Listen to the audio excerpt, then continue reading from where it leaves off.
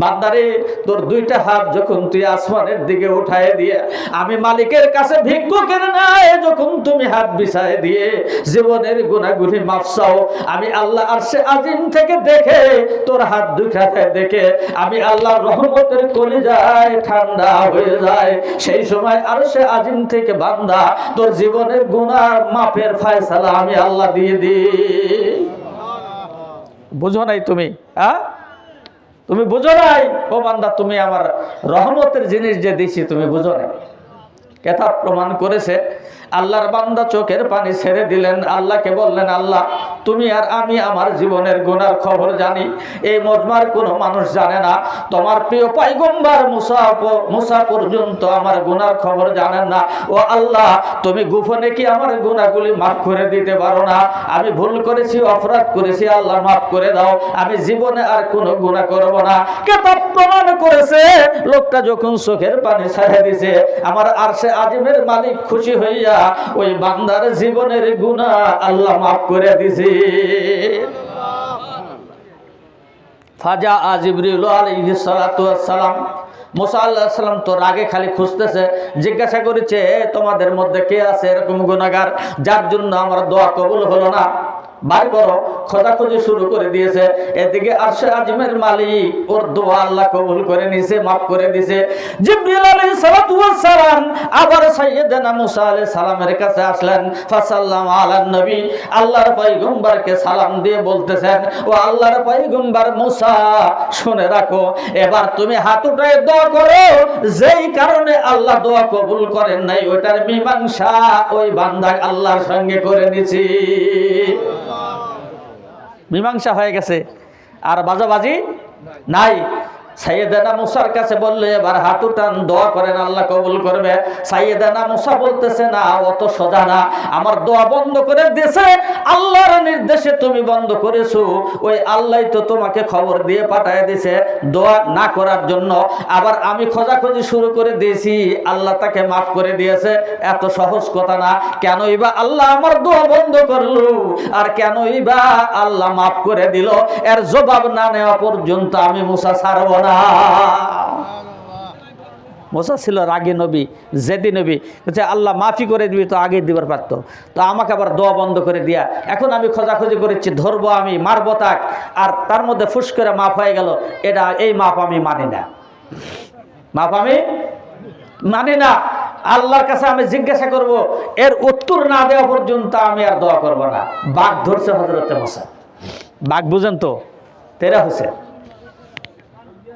কেতাব প্রমাণ করেছে সাইয়েদনা মুসা আলাইহিস সালাতু ওয়াস সালাম যখন বাঘ ধরলেন আল্লাহর সঙ্গে কথা বলবেন, আল্লাহ রাব্বুল আলামিন আরশে আজিম থেকে আল্লাহ খবর পাঠায় দিলেন, আজ বরায়ে আসলে কার দান আমদি, আজ বরায়ে আসলে কার দান আমদি, না বরায়ে ফসলে কার দান আমদি। জোরে কান সুবহানাল্লাহ। আল্লাহ আরশে আজিম থেকে খবর দিলেন, ও মুসা জানে রাখো আমি আল্লাহ তোমাকে নবুয়ত দিয়ে পয়গম্বরি দিয়ে আমি আল্লাহ তোমাকে রাখাল হিসেবে আমি দুনিয়ায় পাঠাইছি।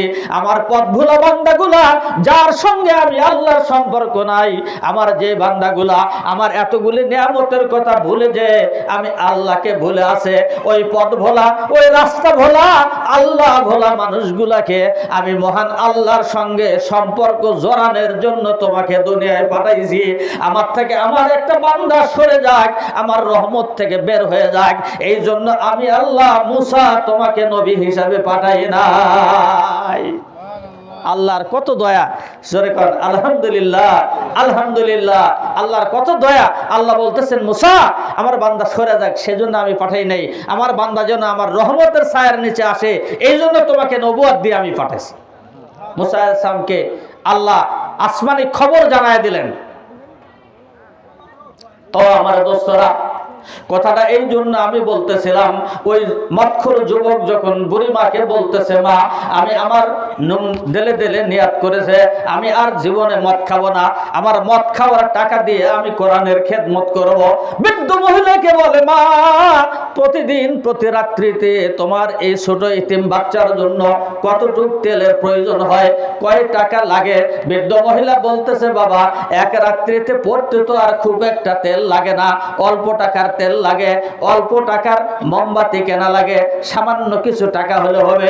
যুবক বলতেছে, ওই আল্লাহর হাতে আমার জীবন, যার হাতে আমার জীবন আছে, ওই আল্লাহর শপথ করে বললাম বুড়ি মা আজকে থেকে আমি আর মদের বোতল আমি হাতে নেব না, আমার মদ কেনা টাকা দিয়ে এই ইতিম বাচ্চা আর কোরআনের তেলাওয়াতের দায়িত্ব আমি নিলাম। জোরে জোরে কোন সুবহানাল্লাহ, সুবহানাল্লাহ। দিলের মোর অন্তরের মোর ফিরানোর মালিক কে? আল্লাহ ফেরাতে পারে, কিন্তু আপনাকে সেই জায়গা মতো যাওয়া লাগবে। ধাক্কা একটা খেলে তারপরে গিয়ে ধাক্কার পরে আল্লাহ ফিরায় দেয়। যেরকম আলহামদুলিল্লাহ, আলহামদুলিল্লাহ। বৃদ্ধ মহিলা আল্লাহর দরবারে হাত উঠে দোয়া করে, আল্লাহ আমি বৃদ্ধ হয়ে গেছি, আমি বুড়ি মহিলা, আল্লাহ তোমার তো বান্দা, যদিও আমি গরিব, যদিও আমার অর্থ নাই, কিন্তু আমার বয়স হয়ে গেছে, আমি একজন পাকা মানুষ, আমি একজন বৃদ্ধ মহিলা, আল্লাহ দোয়া করি তোমার আরশে আজিমের মালিক তোমার কাছে দোয়া করি, আল্লাহ এই যুবক যেরকম তোমার কোরআনের দায়িত্ব নিল, কোরআনের খেদমতের দায়িত্ব নিল, আল্লাহ তুমি আরশে আজিমের মালিক, এই যুবকের দায়িত্বটা তুমি নাও। আল্লাহ তুমি কি পারো না এই যুবকের দায়িত্ব তুমি নিতে? আল্লাহ তোমার কোরআনের দায়িত্ব যুবক নিছে, আল্লাহ তুমি এই যুবকের দায়িত্ব তুমি নাও। কিসের দায়িত্ব? আল্লাহ ওর জীবনের গুনাহ মাফ করে দিয়ে জান্নাতমুখী করে দাও। জোরে কোন সুবহানাল্লাহ, সুবহানাল্লাহ। আল্লাহ পারে কি পারে না? আল্লাহ পারতে কি সময় লাগে বলেন? আল্লাহ পারতে সময় লাগে না। যুবক দায়িত্ব নিয়ে চলে গেল, কেতাব প্রমাণ করেছে, যুবক হাঁটি হাঁটি পা পা প্রতিজ্ঞা করেছে আর জীবনে মদ খাবো না, মদের টাকা দিয়ে কোরআনের খেদমত করব, ইতিম বাচ্চার দায়িত্ব আমি নিয়ে নিলাম। হাঁটি হাঁটি পা পা যুবক যখন তার বাড়ির দিকে রওনা দিয়েছে, আল্লাহ রব্বুল আলামিন আজরাইলকে ডাক দেয়া বলে, আজরাইল ওই যে আমার বান্দা মদ খাবে না এর উপরে প্রতিজ্ঞা করেছে, তওবা করেছে, আর আমার কোরআনের দায়িত্ব, আমার কোরআনের তেলাওয়াতের দায়িত্ব নিয়েছে। বৃদ্ধ মহিলা দোয়া করেছে। আল্লাহ রসুলের হাদিস আছে যে ইসলামের মধ্যে যাদের চুল দাড়ি পাকা যায়, যারা বৃদ্ধ হয়ে যায়, ওই বৃদ্ধ মানুষগুলা হাত উঠে যখন দোয়া করে, আল্লাহ তার জীবনের গুনাহ মাফ না করলে শরম পায়। বৃদ্ধ মানুষ দোয়া করলে ওই দোয়া কবুল না করে, আল্লাহ রসুলের হাদিসে আসছে, নবীজি বলেন যে আল্লাহ হাদিসে কুদসির মধ্যে বলছেন যে ওই যুবক বা ওই বৃদ্ধ মহিলা যারা ইসলামের মধ্যে সমাপনী একেবারে বৃদ্ধপণিতে পৌঁছে গেছে, ওরা দোয়া করলে ওদের হাত আল্লাহ ফেরত দিতে লজ্জা পায়। তার মানে বৃদ্ধ মহিলার দোয়া কি হয়ে গেছে? কবুল হয়ে গেছে। জয়কান আলহামদুলিল্লাহ, আলহামদুলিল্লাহ। এখান থেকে কেতাবালারা একটা মাসলা বার করছে। মাসলা হলো, তোমার বাপ যদি বৃদ্ধ হয়ে যায় থাকে, বাপের দোয়া নেও। তোমার মা যদি বুড়ি হয়ে যায় থাকে, তুমি মায়ের দোয়া নেও। যুবক জয়কান সুবহানাল্লাহ। তোমার মা বৃদ্ধ হয়ে গেছে, বুড়ি হয়ে গেছে, তোমার পকেটে টাকা আছে, তুমি একজন টাকাওয়ালা মানুষ, তুমি চাষটলে যায় তোমার বন্ধুর পিছনে 10 টাকা ব্যয় করবা, তুমি চাষটলে যায় তোমার আরেক মহব্বতের মানুষকে 10 টাকা ব্যয় করবা। ও যুবক, ওইটা যদি তুমি ব্যয় না করিয়া তোমার বৃদ্ধ মার জন্য যদি তুমি 10 টাকা খরচ করে মার হাতে যদি কিছু তুলে দিতে পারো, আর ওই মা যদি দোয়া করে, আল্লাহর পয়গম্বর বলেন মার চোখের পানি জমিনে পড়ার আগে যুবক রে, তোর জন্য তোর মার দোয়া কবুল হয়ে যাবে। মুসলিম শরীফের হাদিস। আল্লাহ রাসূলের প্রাণপ্রিয় একজন সাহাবী, নাম হচ্ছে আলকামা। হযরতে আলকামা আল্লাহ রাসূলের হাতে হাত দিয়ে কালেমা পড়ে মুসলমান হয়েছে। উনি জবরদস্ত একজন সাহাবী। হযরতে আলকামা বৃদ্ধ হয়ে গেছে, মৃত্যু শয্যায় পড়ে গেছে, মরবেন, মারা যাবেন, কিন্তু মরতেছে না, কষ্ট হচ্ছে। অন্য অন্য সাহাবীকে তবে আসে, অন্য অন্য সাহাবী হযরতে আলকামার বাড়িতে গেলেন, যা আলকামাকে কালেমার শাহাদত, কালেমার তালকিন দিচ্ছেন।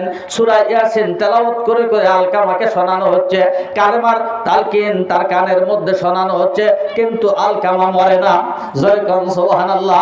আমাদের সমাজে অনেক মানুষ কিন্তু এরকম আছে, 2 বছর, 1 বছর, 6 মাস, 3 মাস বিছনায় পড়ে আছে, কিন্তু মরে না। আছে না নাই? মরতেছে না এরকম মানুষ। আবার দেখা যাচ্ছে ভালো মানুষ ধূপ করে পড়ে মারা গেল, হয় কি হয় না? এরকম হয়। তো কেতাব আসছে হযরত আলকামা বিছনায় পড়ে আছে, সাহাবীরা যায় কালেমার তালকিন দিচ্ছে, মরার জন্য চেষ্টা করেছে কিন্তু মরতেছে না। কালমা সাহাবীর কানের কাছে কালমা পড়তেছে, অন্য সাহাবী বলতেছে আলকামাকে যে তুমি কালমা পড়ো, মৌতের আগে যদি কালমা পড়তে পারো তাহলে লাভ আছে। আমরা তো আমাদের সমাজে একটা উল্টা কাজ করি। উল্টা কাজটা কি একটু খেয়াল করে দেখেন। যদি কোনো মানুষ মরবার লাগে, মৃত্যু সজ্জায় পড়ে গেছে, সেখানে কিন্তু আমরা কোরআন তেলাওয়াত করি না, সেখানে কালেমা পড়ি না। কিন্তু লোকটা যখন মারা যায়, মারা যাওয়ার পরে সুন্দর করে ডুব গোসল করায়া, চকলেটের মতো কাপড়ের মধ্যে মোড়ায়া, খাটনির উপরে তোলা, তারপরে বলা হয় যে চতুর্দিক দিয়ে মানুষ বসো, কোরআন শরীফ তেলাওয়াত করো। আচ্ছা, মরা মানুষের সামনে কোরআন শরীফ তেলাওয়াত করলে আর কোনো লাভ নেই, কারণ লাভ কি হয়ে গেছে? শেষ হয়ে গেছে। উচিত ছিল মরার আগে কোরআন শোনান, সেটা শোনান নাই। মরার পরে ওর ভিতরে আর কিচ্ছু নাই, ওর কোরআন শোনায়ও যা লাভ হবে, না শোনায়ও তাই লাভ হবে। তাহলে এই কাজটা উল্টা না সিধা? এই যে শুনলেন, আজকে শোনার পর থেকে সিধা কামটা করবেন। মরার আগে গোসল করান লাগবে, মরার আগে গোসল করাবেন। মরার আগে সুন্দর করে গোসল করে পাক সাপ পবিত্র একটা বিছনায় ওই মৃত্যু শয্যাশায়ী ব্যক্তিকে শোয়াই দিয়া চতুর্দিক থেকে কোরআন শরীফ পড়া শুরু করবেন। কোরআনের বরকতে আল্লাহ ওর মৌত, শাহাদাতের মৌত আল্লাহ দান করবেন। কিন্তু মরার পর যদি কোরআন শোনান কোনো লাভ? অনেক মহিলা মানুষ মারা যায়, আমাদের মা বোন দাদি চাচি মারা যায়, মারা যাওয়ার পরে দেখা যায় কবরে নিয়ে যাওয়ার পরে আমরা ওখানে যাই মাসলা দেই। কি মাসলা? বলে ভালো একটা ইন্ডিয়ান সৌদির একটা চাদর বিছায় ধরো, মানুষ তাকান যাবে না, চাদর কবরের উপরে ধরে তারপরে ওই মাইয়াতকে কবরে শোয়ান হয়। হয় কি হয় না বলেন?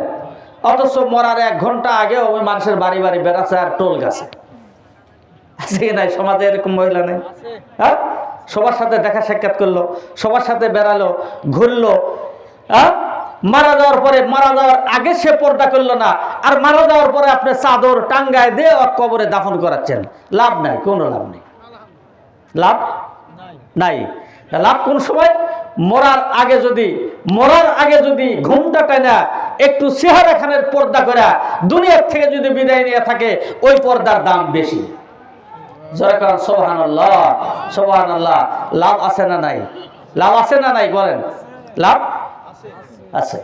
আমরা লাভের জায়গায় লাভ করতে পারি না, লাভটা ছাড়ে দেয়া অন্য জায়গায় যায় লাভ ধরার চেষ্টা করি। যেখানে লাভ নাই, যেখানে নাই সেখানে আমরা লাভ ধরি, আর যেখানে লাভ আছে সেখানে যাই না। মুসলিম শরীফের হাদিস, সাহাবীরা হযরতে আলকামাকে কালেমার তালকিন দিচ্ছে আর বলেছে, ভাই কালেমা পড়ো।